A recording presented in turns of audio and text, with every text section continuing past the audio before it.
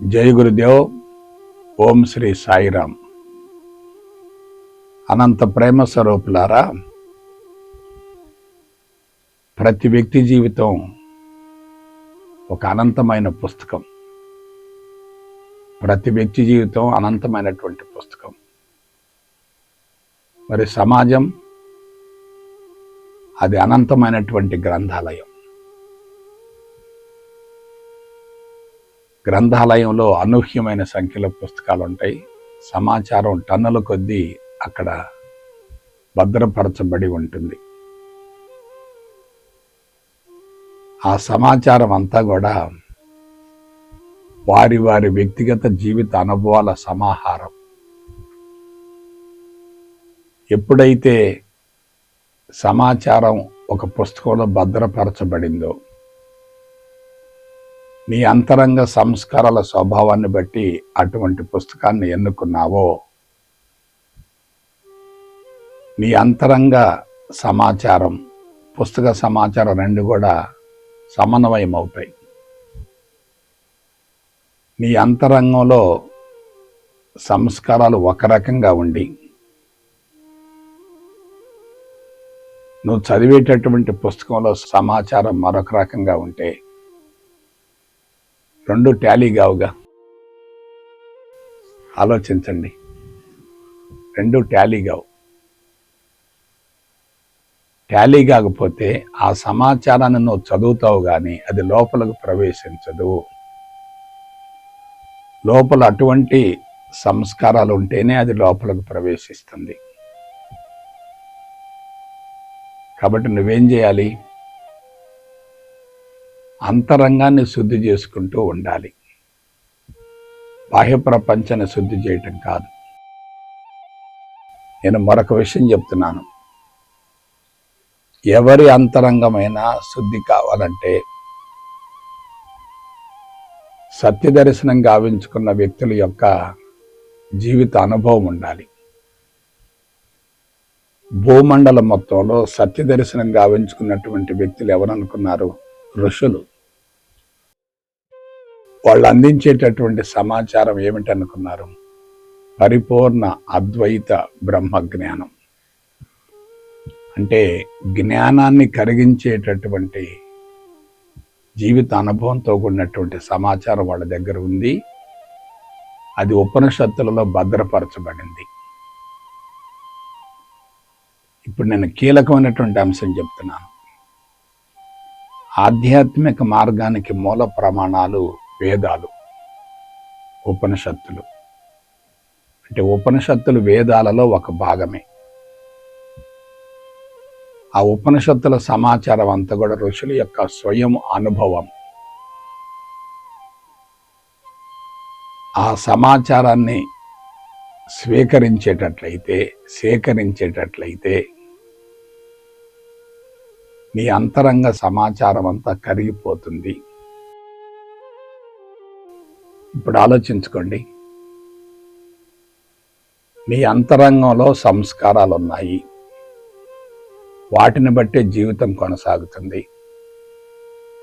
అవన్నీ నిన్ను భౌతిక ప్రపంచం వైపుకు పరుగులు పెట్టిస్తున్నాయి.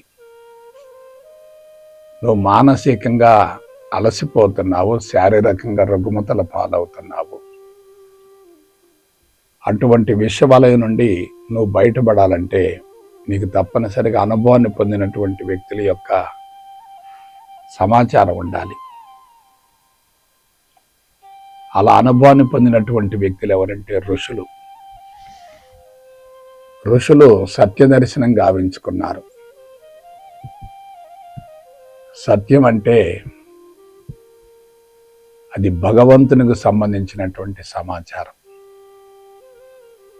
సత్య దర్శనం అంటే ఆ సమాచారం లోపలకు ప్రవేశించడమే కాకుండా అనుభవంలోకి రావటం. అనుభవించింది ఏదైనా సత్యం అవుతుంది, సత్య దర్శనం అవుతుంది. ఇప్పుడు చెప్పండి, ఋషులు ఉపనిషత్తులను మనకు అందించారు కదా, వాళ్ళు ప్రత్యక్షంగా మన ముందు లేరు కదా. వాళ్ళు ప్రత్యక్షంగా మన ముందు లేరు కదా. కానీ ఏముంది అక్కడ? వాళ్ళ జీవిత అనుభవం ఉంది కదా. వాళ్ళ జీవిత అనుభవాన్ని గనక మనం తెలుసుకునేటట్లయితే అది తప్పనిసరిగా మనకు స్ఫూర్తి అవుతుంది కదా, మార్గదర్శకం అవుతుంది కదా, గైడెన్స్ ఇస్తుంది కదా, అదే మనకు గురువు అవుతుంది కదా. ఇంకొంచెం లోతుగా వెళదాం. ఆ సమాచారం అక్కడే ఉంది అనుకుంటున్నావు కదా, కాదు, నీ అంతరంగంలో కూడా ఉంది. మీకు ఒక చిన్న సూక్తి చెప్తాను. Human mind is the infinite library of the universe. మానవ మేధస్సు అనంతమైనటువంటి విశ్వపు గ్రంథాలయం. No knowledge comes from outside, everything is within it. బయట నుండి ఎటువంటి సమాచారం పొందవలసిన అవసరం లేదు, మొత్తం లోపలే ఉంది. మరొకసారి చెప్తున్నాను, నువ్వు చూసే ప్రపంచం కన్నా పరోక్షంగా ఉన్నటువంటి అనంతమైనటువంటి సూక్ష్మ ప్రపంచం కూడా నీలో ఉంది. నీవు కుంచుకుంటే నీ సూక్ష్మ ప్రపంచం పరిమితంగా ఉంటుంది. నువ్వు అనంతంగా విస్తరిస్తూ వికసిస్తూ ఉంటే నీ సూక్ష్మ ప్రపంచం కూడా అదే తరహాలో ఉంటుంది కదా. కాబట్టి వేదాలు, ఉపనిషత్తులు, బ్రహ్మసూత్రాలు, భగవద్గీత, ఆధ్యాత్మిక సమాచారం అంతా లోపల లేదని భ్రమపడుతున్నారు. అది లోపలే ఉంది, కానీ లోపల లేదని భ్రమపడుతున్నారు. మరొకసారి చెప్తున్నాను, మానవునికి ప్రతిరూపమే విశ్వం, విశ్వానికి ప్రతిరూపమే మానవుడు, మానవుడికి ప్రతిరూపమే భూమండలం, భూమండలానికి ప్రతిరూపమే మానవుడు, మానవుడే విశ్వం, విశ్వమే మానవుడు. మానవుడు మామూలు స్థాయి జంతువు మాత్రం కాదు. మానవుడు మాధవుడు, మహోన్నతుడు. విశ్వంలో ఎంత సమాచారం ఉందో అది మొత్తం కూడా మానవుడి యొక్క అంతరంగంలో ఉంది. అంతరంగం వికసించే కొలది సమాచారం ఏమవుతుంది? అందుతూ ఉంటుంది. కుంచుకుంటే మనిషి భౌతిక ప్రపంచ వైపుకు ఆకర్షింపబడతాడు. వికసిస్తూ ఉంటే, విస్తరిస్తూ ఉంటే ఆత్మ వైపుకు వెళతాడు. భౌతిక ప్రపంచం మనసుతో సంబంధాన్ని కలిగి ఉంటుంది, కానీ విశ్వ ప్రపంచం అంతా ఆత్మతో సన్నిహితమై ఉంటుంది. మనసును గురించినటువంటి సమాచారం నీ దగ్గర ఉందనుకోండి, మనసును దాటి వెళ్ళగలుగుతావు. ఎందుకో చెప్పనా? మనసు పరిమితం, తాత్కాలికం, ద్వంద్వాల మయం, సంకల్ప వికల్పాలతో కూడి ఉంటుంది. అది భౌతిక ప్రపంచంతో విడరాని సంబంధాన్ని ఏర్పరుస్తుంది, ఏర్పరచుకొని ఉంటుంది. నువ్వు మానసిక మట్టంలో ఉంటే భౌతిక ప్రపంచంతో అతుక్కుపోతావు. అదే మనసును అధిగమించగలిగితే ఆత్మ వైపుకు పయనిస్తావు. మనసు పరిమితం, ఆత్మ అనంతం. కాబట్టి అనంతమైనటువంటి ఆత్మను అందుకోవాలంటే, ఆత్మస్థితికి చేరాలంటే నువ్వేం చేయాలి? మనసును అధిగమించగలగాలి. కాబట్టి కొంచెం జాగ్రత్తగా ఆలోచించండి. మనకు సమాచారం అనేది లోపలే ఉంది, కానీ అక్కడ ఉత్ప్రేరకం లాగా ఏదో ఒక బాహ్యపరమైనటువంటి అంశం పని చేయాలి. అది వ్యక్తి కావచ్చు, పుస్తకం కావచ్చు, యూట్యూబ్ కావచ్చు, ఇంటర్నెట్ కావచ్చు, వెబ్సైట్ కావచ్చు, లేదా టీవీ కావచ్చు. తప్పనిసరిగా అంతరంగ ప్రేరణ ఉండాలి. ఆ ప్రేరణ కేవలం తాత్కాలికమే. తాత్కాలికమైనటువంటి ప్రేరణ ఉందనుకోండి, నువ్వు తప్పనిసరిగా ఏమవుతావు? అంతరంగ శుద్ధికి ప్రాధాన్యతనిస్తావు. కాబట్టి మరొకసారి చెప్తున్నాను, మనసుకు ఆత్మకు తేడా లేదు. ఆత్మ కుంచుకుంటే అది మనసు అవుతుంది. వికసిస్తూ విస్తరిస్తూ ఉంటే అది అనంతమైనటువంటి విశ్వ సమాచారాన్ని అందిస్తుంది. ఇప్పుడు ఆలోచించండి, గురువులు ఎక్కడున్నారో నాకు చెప్పండి. నీ అంతరంగంలోనే గురువు ఉన్నాడు. నువ్వు అందుకునే సమాచారం అంతరంగ సంస్కారాల స్వభావాన్ని బట్టి ఉంటుంది తప్ప అది వేరే మరొకటి కానే కాదు. లోపల సంస్కారాలు లేకుండా బాహ్య ప్రపంచపు సమాచారం లోపలకు ప్రవేశించే ప్రసక్తే లేదు. ఇది అందరూ తెలుసుకోవలసినటువంటి నగ్న సత్యం. కాబట్టి గురువులను గురించి ఆలోచించొద్దు, అంతరంగ శుద్ధిని గురించి ఆలోచించండి. అంతరంగ శుద్ధి జరగాలంటే అంతర్ముఖానికి మళ్ళాలి. అంతర్ముఖానికి మళ్ళాలంటే బాహ్య ప్రపంచాన్ని వదులుకోవలసినటువంటి అవసరం లేదు.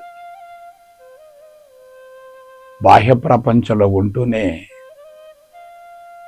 అంతరంగ శుద్ధి మీద దృష్టిని కేంద్రీకరిస్తే చాలు. చెడు సమాచారం లోపలికి వచ్చింది, దాన్ని విశ్లేషించుకో. ఉత్తమ సమాచారం లోపలికి వస్తుంది, దాన్ని స్ఫూర్తిగా తీసుకో. చెడులో ఉన్న ప్రమాదాన్ని గుర్తించు, మంచిలో ఉన్న ఔన్నత్యాన్ని గుర్తించు. చెడు సమాచారం అనబడేటటువంటి ఇనుప సంఖ్యలను, కలుపు మొక్కలను కోకట వేర్లతో సహా తొలగించు.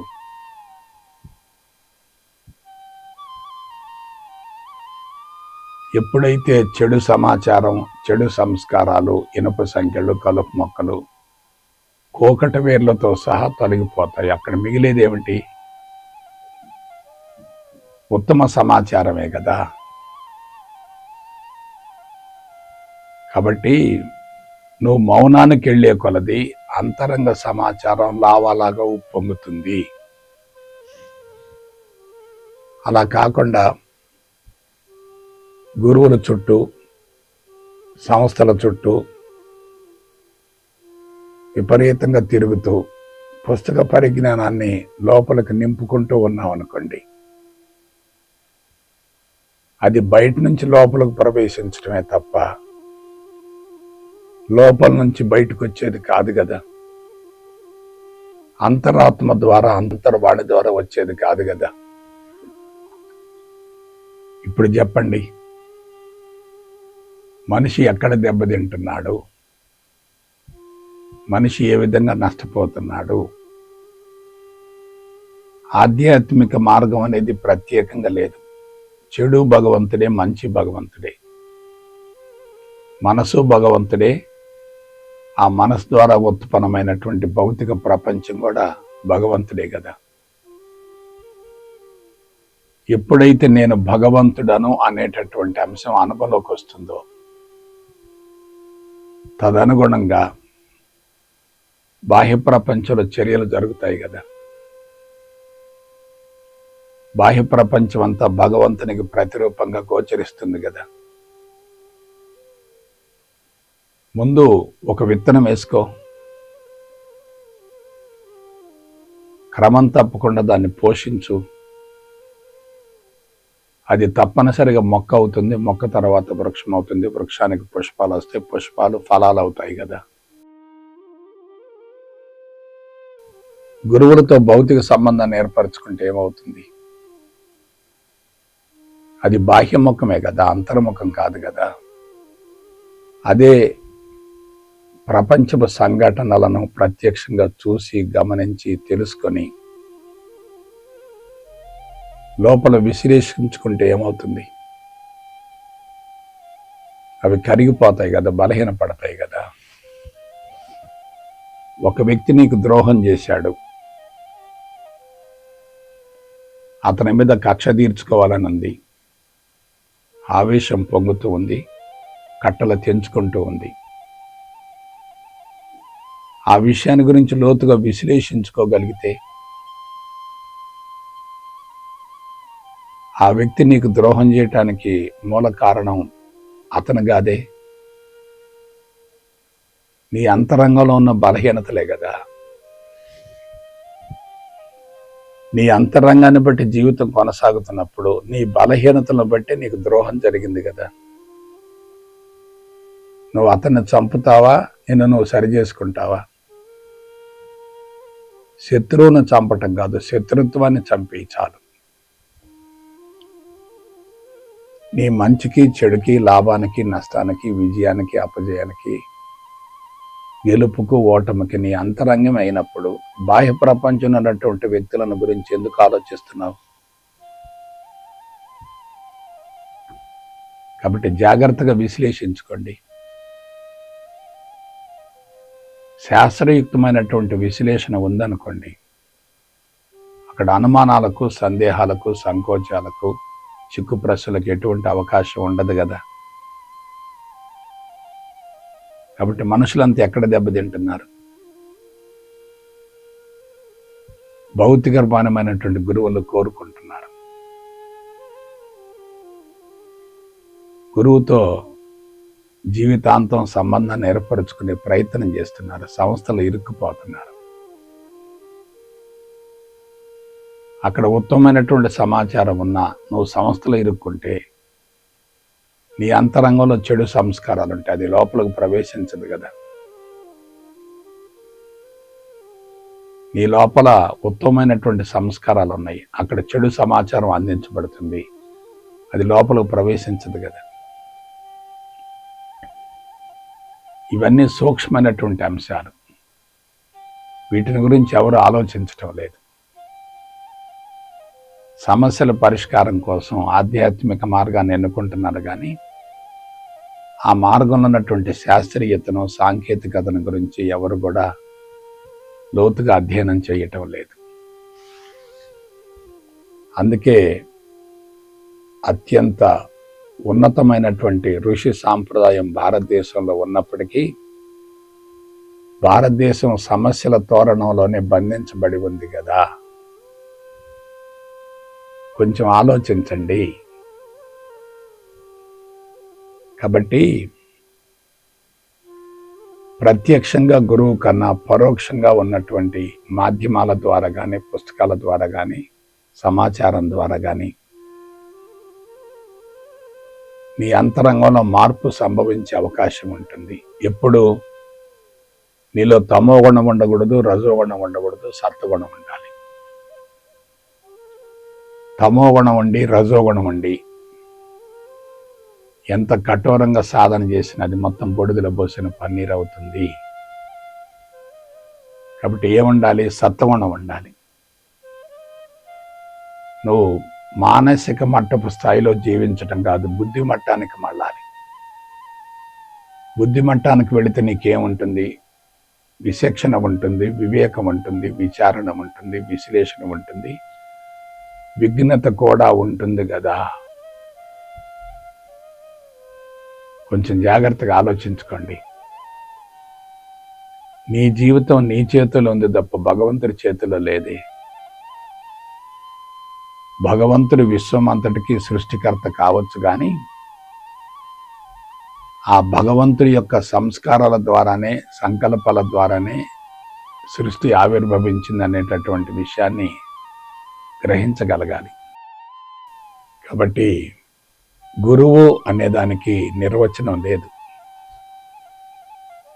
పాతకాలపు సిద్ధాంతాలు వేరు, నవీన ఆధ్యాత్మిక విధానం వేరు. మానవుడి యొక్క మేధస్సు మారుతుంది కాబట్టి అందించేటటువంటి విధానాన్ని కూడా నవీన మేధస్సుకు అనుగుణంగా ఉండాలి. నవీన మేధస్సు ఎప్పుడైతే మారుతూ ఉంటుందో ఆ మారుతున్నటువంటి మేధస్సుకు అనుగుణంగా సమాచారాన్ని అందించాలి తప్ప పాతకాలపు విధానాల నవీన మేధస్సులపై బలవంతంగా ప్రయోగించకూడదు. ఇదే అందరూ తెలుసుకోవలసినటువంటి నవీన ఆధ్యాత్మికత, నియో స్పిరిచువలిజం. మనిషి అంతరిక్షంలో కూడా వెళ్తున్నాడు, గ్రహాలను ఉపగ్రహాలను కూడా ఆక్రమించుకుంటున్నాడు. నవీన మేధస్సు అంత ఫాస్ట్గా ఉన్నప్పుడు మనం అందించే సమాచారం కూడా అదే రీతిలో ఉండాలి కదా. ఉపనిషత్తులలో క్రీస్తుకు పూర్వం నాటి సమాచారం ఉంది, అది సత్యమే, దాన్ని మార్చవలసిన అవసరం లేదు. నవీన మానవుడి మేధస్సును ఆకర్షించే విధంగా దాని స్వరూపాన్ని మార్చాలి కదా, అదనంగా సమాచారాన్ని కలపాలి కదా. ముడి రూపంలో ఉంటే ఎలా ఉంటుంది, సూక్ష్మ రూపంలో ఉంటే ఎలా ఉంటుంది? ముడి రూపంలో ఉంటే పెద్దగా అర్థం కాదు, సూక్ష్మ రూపంలో ఉంటే మాత్రం నవీన మేధస్సు సూక్ష్మ ఉంది కాబట్టి అటువంటి విధానం తప్పనిసరిగా మానవుడికి ఉపయోగపడుతుంది కదా. అందువలన నా సలహా ఏమిటంటే, బాహ్య ప్రపంచమంతా భగవంతుని మయం అనే విధంగా నేను భగవంతుడను అనే అర్థాన్నిచ్చే అహం బ్రహ్మాస్మి అనేటటువంటి యజుర్వేద మంత్రాన్ని, అద్వైత మంత్రాన్ని స్వీకరించి ఒకవైపు దాని గురించి మననం చేసుకుంటూ సాధన చేసుకుంటూ ఉండి నీ జీవితాన్ని గురించి తత్వరీత్యా సూక్ష్మంగా లోతుగా అధ్యయనం చేసేటట్లయితే నీవు కూడా తప్పనిసరిగా ఋషి అవుతావు. Nothing is impossible for the human mind. మానవుని మేధస్సుకు అసాధ్యం అనేది లేదు. అసాధ్యం అనుకున్న దాన్ని కూడా సుసాధ్యం గావించుకోవటమే మనం చేయవలసిన పని. జీవితాన్ని అన్ని విధాల సద్వినియోగపరచుకోవాలంటే ఉపనిషత్తుల సారానికి నవీన కాలమాన పరిస్థితులకు అనుగుణంగా కొంత సమాచారాన్ని జోడించి దాన్ని అనుభవంలోకి పొందగలగాలి. You can create new body with your infinite sensitive and valuable mind అన్నారు. నేను మరొకసారి చెప్తున్నాను, you can create micro world with your infinite sensitive and valuable mind కదా. స్థూల శరీరం మారాలంటే సూక్ష్మ శరీరం మారాలి కదా. సూక్ష్మ శరీరం మారిందంటే స్థూల శరీరం తప్పనిసరిగా మారుతుంది కదా. అందుకు నువ్వేం చేయాలి? సూక్ష్మ ప్రపంచానికి, సూక్ష్మ శరీరానికి అతీతమైన స్థితికి వెళ్ళాలి. అతీతమైన స్థితి ఏమిటి? అద్వైతం. నేను భగవంతుడను, అండపిండ బ్రహ్మాండం అంతా నాలోనే ఉంది, నాలోనే ఆత్మ ఉంది, నాలోనే ప్రేమ ఉంది, నాలోనే ఆనందం ఉంది, నాలోనే దివ్యత్వం ఉంది, నా అంతరంగమే నా గురువు. అయిపోయింది కదా. కాబట్టి అంతర్ముఖానికి మళ్ళేటట్లయితే అది తప్పనిసరిగా నీ జీవితాన్ని సమూలంగా మార్చివేస్తుంది. బాహ్యముఖంలో ఉండి బాహ్య గురువుల వైపుకు పరిగెత్తుతూ ఉంటే నీకు లబ్ధి కలగకపోగా తీవ్రమైనటువంటి నష్టం జరుగుతుంది. కాబట్టి నా సలహా ఏమిటంటే, నియో ఆధ్యాత్మికత వైపుకు మళ్ళండి. జీవితాన్ని సద్వినియోగపరచుకోండి, సార్థకం చేసుకోండి, జీవిత సంకల్పం నెరవేర్చుకోండి, జీవిత పరమార్థం నెరవేర్చుకోండి. ఇదే నా సలహా. జై గురుదేవ్, జై గురుదేవ్, జై గురుదేవ్.